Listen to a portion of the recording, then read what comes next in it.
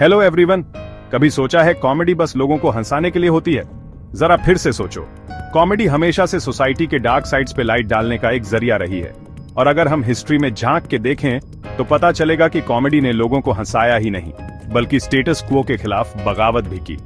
आज हम कॉमेडी की हिस्ट्री, सोसाइटी पे इसके इम्पैक्ट और हाल ही में समय रैना के साथ हुए कंट्रोवर्सी को करीब से देखेंगे। चलो कॉमेडी की हिस्ट्री से शुरुआत करते हैं। एंशिएंट ग्रीस में एरिस्टोफेनेस पॉलिटिकल सैटायर के ओजी थे। उनके प्लेज पॉलिटिकल लीडर्स और वॉर्स का मजाक उड़ाते थे, जैसे लिसिस्ट्राटा। इस प्ले में औरतें वॉर के खिलाफ प्रोटेस्ट करती हैं। कैसे? चलो मान लो उन्होंने कुछ क्रिएटिव तरीके इस्तेमाल किए। ये प्लेज अक्सर रॉयल्टी और रिलीजन पे चुटकी लेते थे, तो जाहिर है उन पे बैन भी लगते थे। कॉमेडी बस हंसी मजाक के लिए नहीं थी, ये बगावत का एक तरीका थी। अब थोड़ा आगे बढ़ते हैं मिडिवल टाइम्स में, जहां हमें रॉयल कोर्ट्स में जेस्टर्स मिलते हैं। इन लोगों के पास इतनी हिम्मत होती थी कि राजा महाराजाओं के फैसलों और पॉलिसीज पे सैटायर करते थे, अक्सर अपनी जान जोखिम में डाल के। हाँ, जेस्टर्स को एक गलत जोक के लिए जेल भी हो सकती थी, या उससे भी बुरा। यहाँ कॉमेडी का मतलब था सच बोलना, भले ही उसके लिए अपनी जान देनी पड़े। अब चलते हैं ब्रिटिश इंडिया। कॉलोनियल रूल के दौरान प्रेमचंद और हरिशंकर प्रसाई जैसे राइटर्स ने सैटायर के जरिए सोशल और पॉलिटिकल इश्यूज को हाईलाइट किया।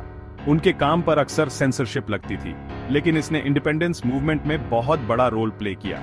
कॉमेडी और सैटायर अत्याचार के खिलाफ लड़ने और बदलाव लाने के पावरफुल टूल्स बन गए। चलिए अब प्रेजेंट में आते हैं। समय रैना के शो इंडियाज गॉट लेटेंट ने हाल ही में एक बड़ा कंट्रोवर्सी खड़ा कर दिया।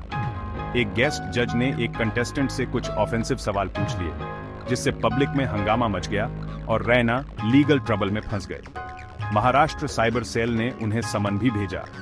कई लोगों को लगा कि ये हद पार कर देना है, तो कुछ ने कहा कि सोशल मीडिया बस ओवर सेंसिटिव हो रहा है। तो क्या शो सच में गलत था, या हम कॉमेडी के नए ट्रेंड को समझने में फेल हो रहे हैं?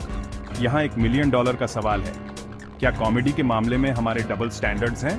जरा सोचो, बॉलीवुड फिल्मों में अक्सर सेक्सिस्ट और ऑफेंसिव जोक्स होते हैं बिना किसी बवाल के, लेकिन जब एक स्टैंड अप कॉमेडियन कुछ ऐसा ही बोलता है तो उसे ट्रोल किया जाता है।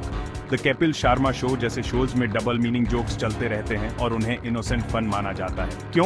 क्या इसलिए क्योंकि बड़े नामों को छूट मिल जाती है जबकि नए आर्टिस्ट्स को भूनना पड़ता है? अगर आपको लगता है कि कॉमेडी में किसी का अपमान नहीं होना चाहिए, तो समय रैना का केस हमारी सोसाइटी के डबल स्टैंडर्ड्स का एक परफेक्ट एग्जाम्पल है। क्या हम ये मानने को तैयार हैं कि कॉमेडी हंसी के पीछे पावरफुल मैसेजेस छुपा सकती है, जो हमें इस बड़े डिबेट पे लाता है? क्या कॉमेडी की कोई सीमा होनी चाहिए? ये एक ग्रे एरिया है। भले ही हंसी का कोई कानून नहीं है, क्या हमें ह्यूमर को किसी की भावनाओं को ठेस पहुंचाने देना चाहिए? एक बंटी हुई सोसाइटी में क्या हंसी हमारे मतभेदों को बढ़ाती है या कम करती है?